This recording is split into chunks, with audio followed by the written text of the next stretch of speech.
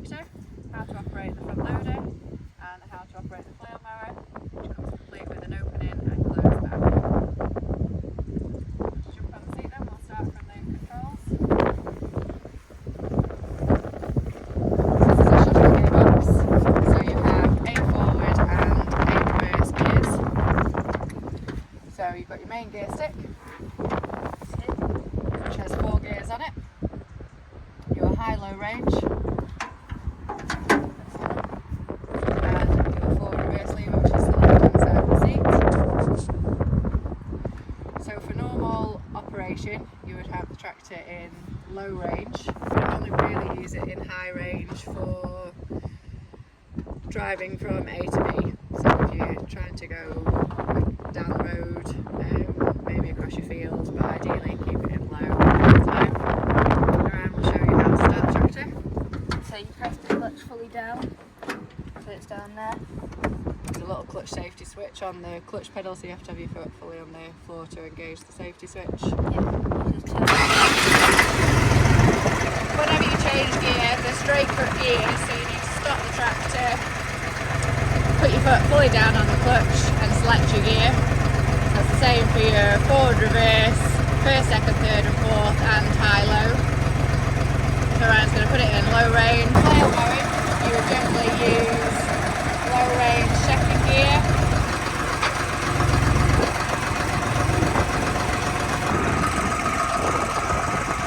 Flail mowing, you'd also have the rev set quite high.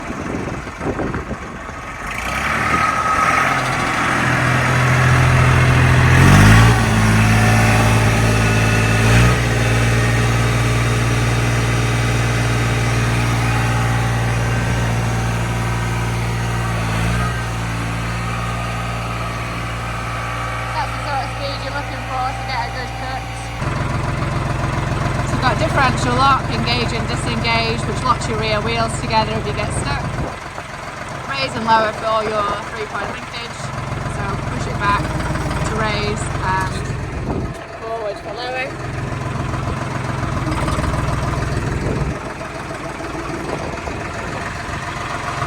Hand throttle.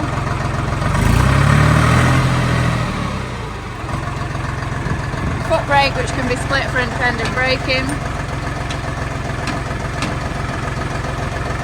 Hand brake, so you'd push your pedals together and lock your hand braking. Take the dead out again, lock them back together, pull that over, and foot throttle.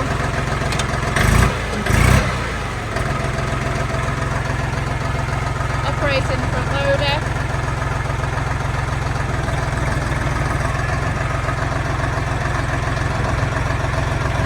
Lever side to side is your tilt and crowd, and then the second lever is the opening and closing.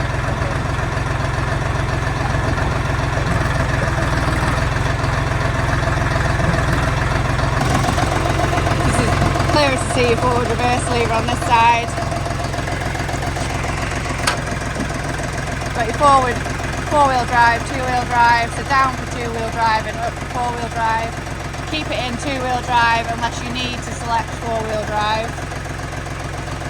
These 2 levers here operate your dual double acting spool valve, but at the moment you don't have any equipment that requires that. And then you've got your clutch pedal, which is a dual stage clutch.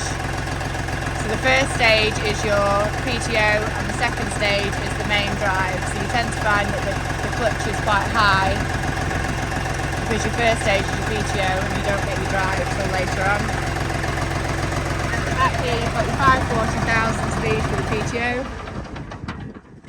So the flail mower operates at 540, so push that lever forward when you're wanting to use your PTO.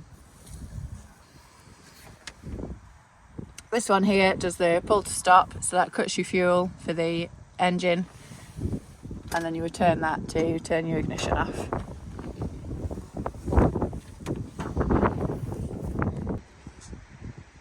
So to remove the loader bucket, Ryan's going to show you what to do. So you turn that way. So that brings the pins out of the Yeah. bottom 2 holes. And then You pull that down and then it can come off. Two quick release connectors there that need undoing. Yeah. And it goes back on like that. And then it just unhooks from the top. Yeah. So most people will never take the loader frame itself off, or the arms.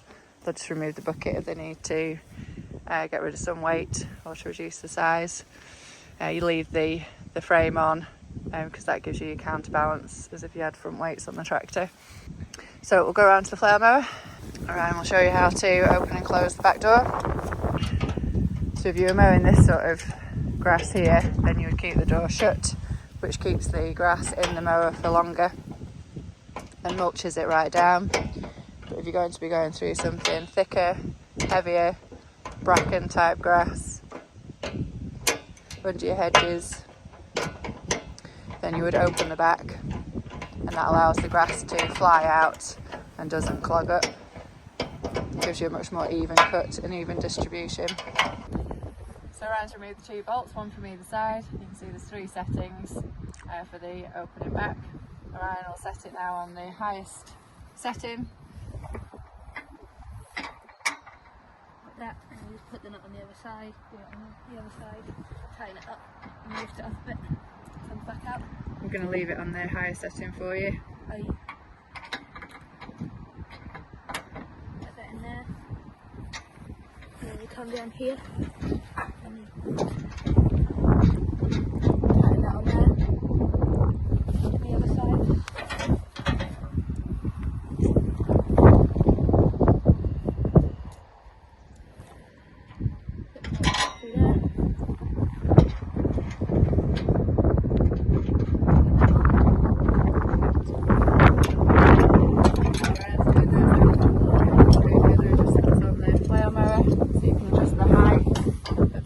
On the skids, so you would take off the bolts.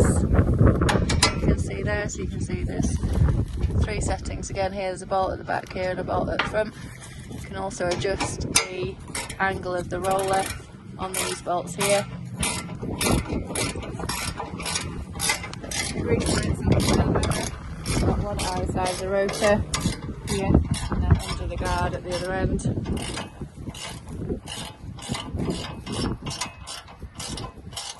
There's also a grease point at either side of the roller.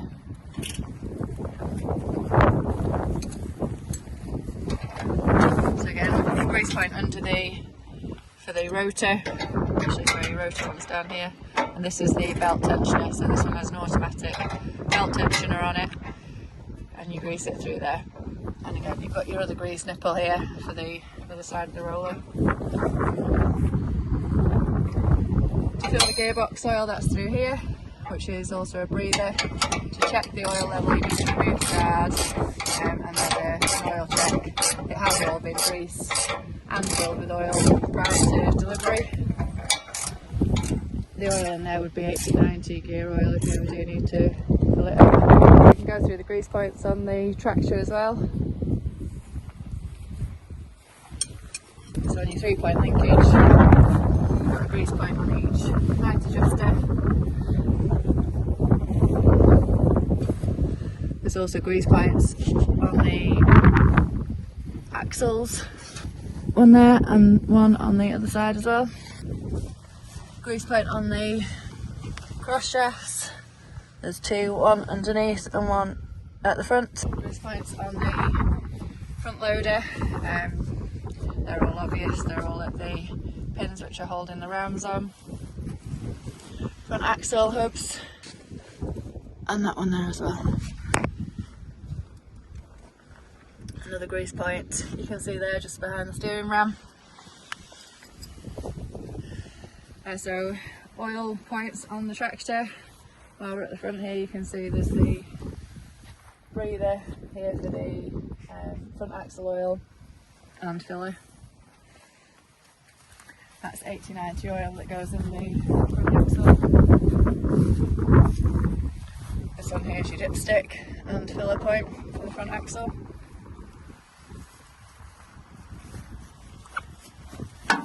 Your gearbox oil, dipstick is there, again 80-90, gear oil in there. This is the breather for your gearbox. And in the hydraulics takes ISO 32, dipstick and breather and filler point is right there, so push the seat forward to access that point. Ryan will just open the bonnet for you. Just to lift the loader up. The other thing that I can just see from here to point out to you is the isolator, so if you do want to isolate the battery, pull that and now you'll have no power. The tractor's a direct injection engine, so you rarely need any preheat on the tractors. They do have a preheat in their air intake.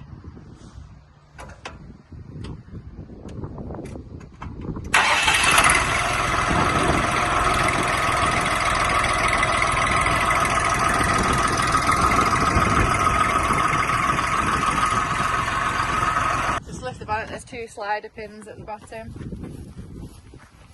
One here and one on the other side. And they've got locating pins at the top of each side panel. So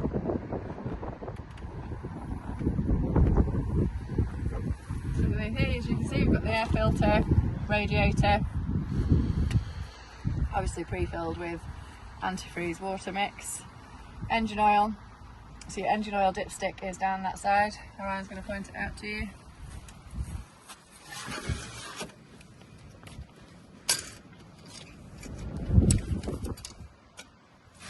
Engine oil is 1540 universal engine oil. Fuse box is here. At the front of the radiator is a flyer screen. Commonly with flail mowing, this will get blocked as the grass is sucked up into the radiator, so you need to quite regularly clean this out. Take it out and really get down to the bottom of the radiator, because you'll find it gets very clogged at the bottom here. So if you do find that your tractor is beginning to overheat, especially in the summer, it's probably because that's got clogged with grass and seeds, etc. There's a little bit of an knack to it, so line up the side that isn't on the exhaust side first of all, get that to locate in the locating pins and slide the back catch in at the bottom.